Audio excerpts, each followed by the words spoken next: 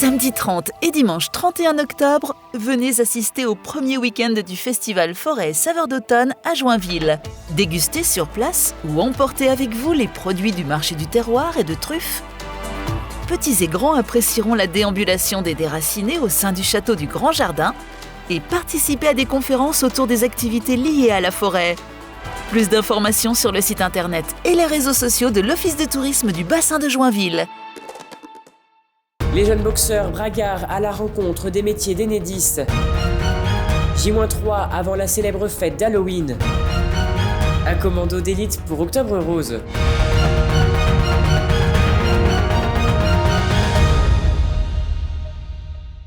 Bonsoir à tous et bienvenue dans votre journal week-end du vendredi 29 octobre 2021.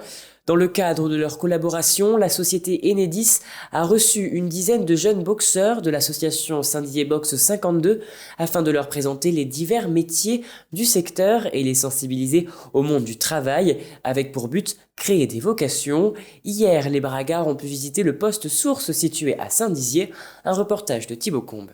Savoir allier le sport et son parcours professionnel ou scolaire, tel est l'enjeu des sportifs du club de boxe de Saint-Dizier. L'entreprise Enedis, qui déploie son offre sur presque tout le territoire, s'est alliée avec le club pour un partenariat exceptionnel et des échanges de compétences et d'opportunités.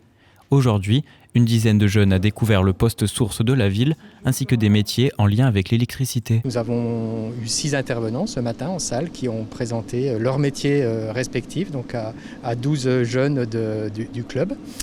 Et cet après-midi, nous réalisons une visite du poste source, donc le poste de transformation qui alimente la moitié de la commune de Saint-Dizier. Nous les accueillons en stage de découverte de nos entreprises dans le cadre de leur scolarité.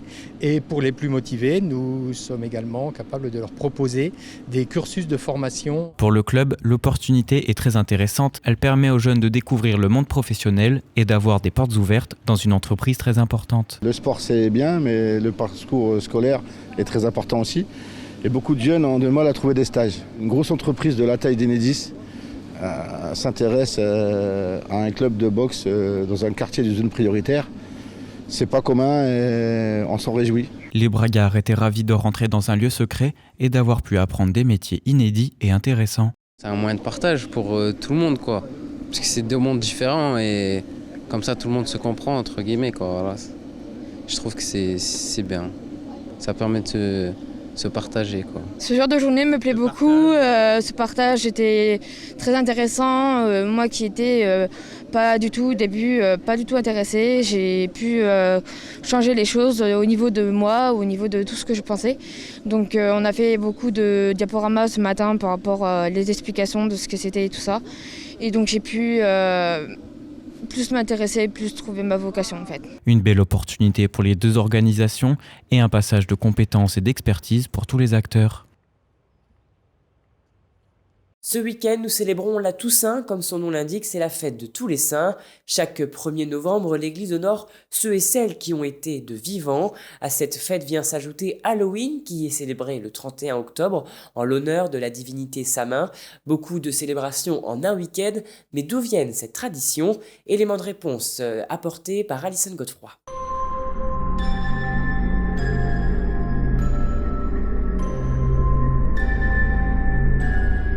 Tête de mort, sorcière, fantôme, tenez-vous prêts, pendant 3 jours, du 31 octobre au 2 novembre, se succèdent 3 fêtes qui sont parfois confondues. Halloween, la Toussaint et la fête des morts.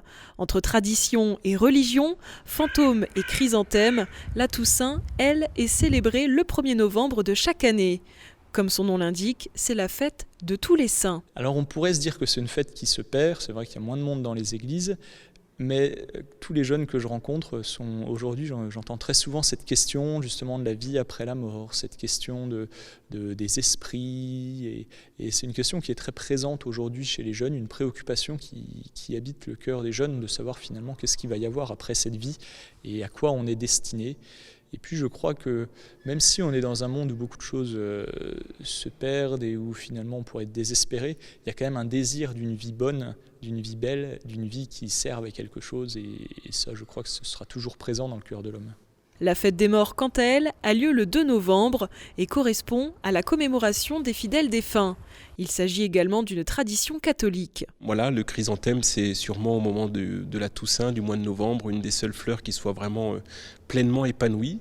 Eh bien, pour le chrétien, ça peut signifier bien que la vie s'épanouit et que finalement la mort, c'est un passage, le passage de la mort à la vie avec un grand V, bien un peu symboliquement comme ces fleurs qui s'épanouissent, qui mettent de la couleur, qui mettent un peu de joie peut-être malgré tout, en tout cas qui nous parlent de cette vie qui s'épanouit complètement aussi pour le défunt que l'on accompagne. La cérémonie funéraire, quant à elle, suit des rites et des étapes qui lui sont propres. L'accent est mis sur les moments forts de la vie du défunt et retrace les événements importants et marquants de son passage sur Terre. Les obsèques sont un message d'espérance, promesse d'une vie calme et paisible dans l'au-delà.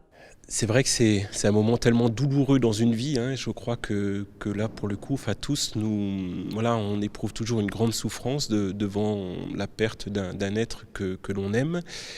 Et pourtant, la foi, elle est vraiment cette force cette flamme allumée dans nos cœurs qui nous permet d'espérer, de savoir qu'un jour, bien sûr, nous allons nous retrouver avec cette personne qu'on aime, mais aussi dès aujourd'hui de savoir que si sa vie à lui ou à elle continue, la nôtre aussi bien sûr, et que finalement nous continuons à avancer ensemble. Durant cette période, et comme la tradition l'exige, les familles visitent les cimetières où reposent leurs proches.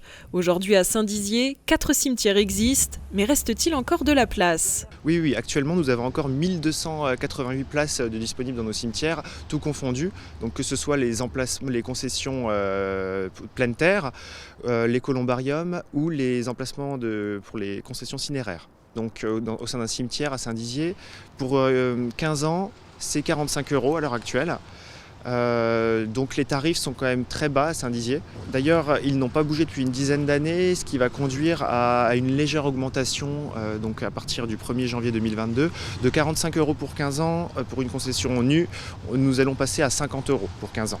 Aujourd'hui, Halloween est une fête importante dans les pays anglo-saxons et s'impose de plus en plus un peu partout dans le monde, comme ici à Saint-Dizier. Non, je suis déjà trop vieux. C'est une fête surtout pour les enfants, je trouve ça sympa, voilà. Très bien, bon, c'est une fête, un truc à exporter des États-Unis. Au Moyen-Âge, je ne sais plus à quelle époque, Halloween, en fait, ça s'appelait pas Halloween, mais les citrouilles et tout ça, au départ, avant que ça arrive aux États-Unis, ça devait être européen. Là, tout ça, c'est différent. C'est la fête de tous les saints. Disons que c'est une fête festive, c'est bien pour les jeunes, et puis ça fait un peu d'animation, et puis ça nous fait penser à autre chose.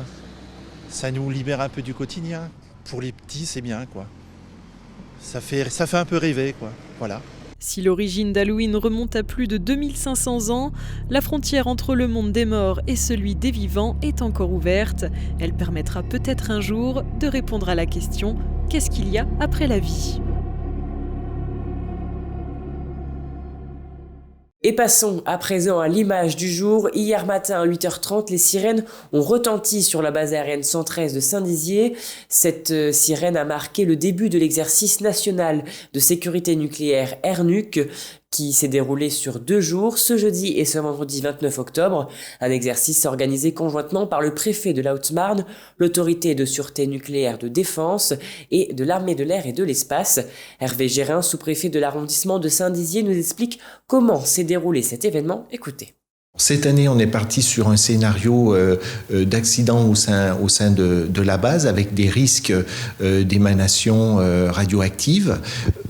Événement très très improbable, il faut bien le reconnaître, mais enfin c'est la valeur de l'exercice de jouer ce genre d'événement, et donc d'avoir la capacité suite à ce risque d'émanation nucléaire, une capacité d'intervention immédiate au sein de la base, et ensuite une réaction autour de la base dans le rayon des 2 km qui est en fait le rayon qui couvre, qui a vocation à couvrir la mise à l'abri de la population. Donc c'est d'abord tester la capacité de réaction et de coordination entre autorités civiles et militaires avec l'application du plan de protection autour de la base et puis aussi de l'activation du plan d'urgence interne au sein de la base. Sur le scénario d'hier, c'était essentiellement, là aussi, une météo était simulée, on était vraiment en condition de simulation.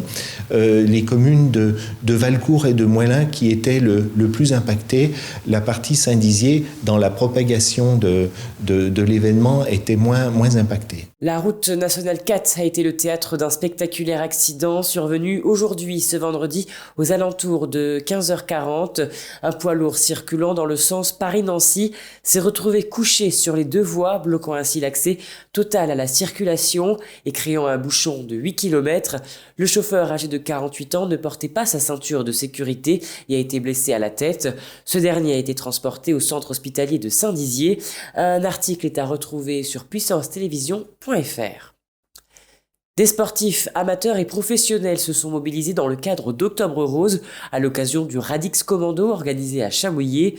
Les plus curieux et les plus motivés ont pu pratiquer divers exercices sur un format militaire face à leur animateur Romain Fauvet, déguisé lui aussi en soldat pour la bonne cause. Un reportage de Louis Maujean. Non loin de la cité Bragarde, dans le parc de Chamouillé, s'est déroulé ce samedi 23 octobre un véritable entraînement militaire, Radix Commando. Organisé par Romain Fauvet à l'occasion d'Octobre Rose, il a réuni une vingtaine de personnes pour l'événement, certains déjà membres de son programme sportif en ligne et d'autres un peu plus curieux.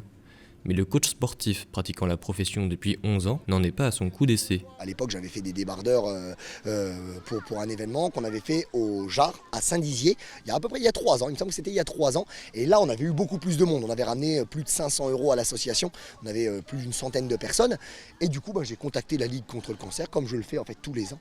Et puis on a convenu d'un événement, de la date. Et puis voilà, moi après, c'est moi qui ai proposé les ateliers, etc. quoi. Et le maire de Chamouillé, Eugène Pérez, est ravi d'accueillir dans son parc des sportifs aidant à leur manière la lutte contre le cancer du sein.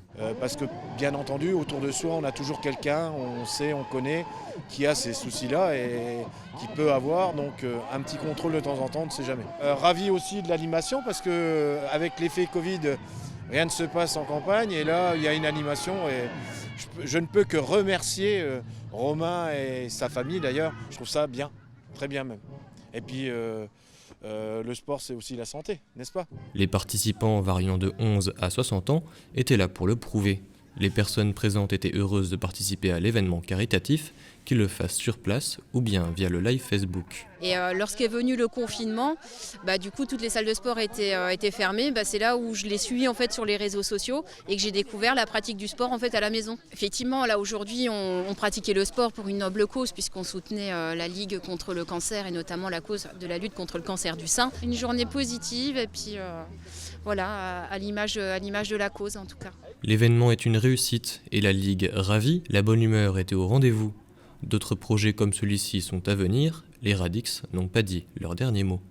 Et voilà, c'est la fin de cette édition. Merci à tous de l'avoir suivi. Dans un instant, vos prévisions météo de demain. Très belle soirée à vous. Toute l'actualité qui vous concerne, à voir et ou à revoir, dès maintenant sur puissancetélévision.fr et sur notre application mobile. Besoin d'envoyer des fichiers, même de très très gros fichiers ? Suisse Transfert. Jusqu'à 50 Go, gratuit, sans inscription, et vos données restent en Suisse. Suisse Transfert, par Infomaniac. Une femme sur 8 risque de développer un cancer du sein. L'information sur le dépistage précoce permet de sauver des milliers de vies et est essentielle. Alors Puissance Télévision s'engage pour véhiculer ce message. Tous ensemble, restons vigilants.